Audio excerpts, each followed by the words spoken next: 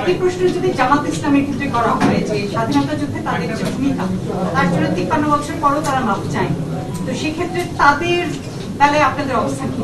আচ্ছা, জামায়াত ইস্যুতে যে প্রশ্নটা এসেছে এবং আমরা আসলে এই কারণে অনেক বেশি কনসার্ন এই জুলাই গণহত্যার বিচার নিয়ে, কারণ 71-এ সংগঠিত যে গণহত্যার বিচার আমরা দেখেছি যে এই বিচার নিয়ে এখনো আসলে প্রশ্ন আসতেছে। তো এটা আমাদের পুরাতন প্রজন্মের দায় যে আমরা 71-এর পরে আমরা 71-এ গণহত্যার বিচার নিয়ে আসলে সেই বিচারটা নিষ্পন্ন করতে পারি নাই, সমাধান করতে পারি নাই রাজনৈতিক প্রশ্নগুলা, সেটি যাতে তার পুনরাবৃত্তি না হয় এই কারণেই কিন্তু আওয়ামী লীগের বিচার নিয়ে আমরা স্ট্রিক্ট এবং এই বিচারটা আমরা নিষ্পন্ন দেখতে চাই।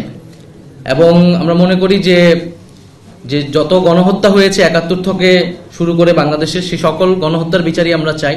তবে রাজনৈতিকভাবে এই মুহূর্তে বাংলাদেশের সবচেয়ে গুরুত্বপূর্ণ কনসার্নের জায়গাটা হচ্ছে আওয়ামী লীগ।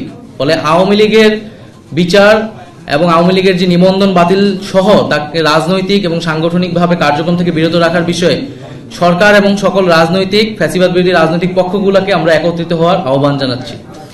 দ্বিতীয়ত, এখানে আমরা মনে করি যে নির্বাচন বা একটি রাজনৈতিক দল কার্যক্রম করতে পারবে কি পারবে না এটি সম্পূর্ণই একটি রাজনৈতিক সিদ্ধান্ত এবং এই সিদ্ধান্ত নেওয়ার এখতিয়ার কেবল মাত্র সরকার, রাজনৈতিক দলগুলো, বিদ্যমান রাজনৈতিক দলগুলো এবং জনগণের রয়েছে। সেখানে সেনাবাহিনী কিংবা রাষ্ট্রীয় এমন কোনো প্রতিষ্ঠান তাদের আসলে এই বিষয়ে কোনো ধরনের মন্তব্য, পরিকল্পনা বা সিদ্ধান্ত, প্রস্তাবনা দেওয়ার কোনো ধরনের এখতিয়ার নেই।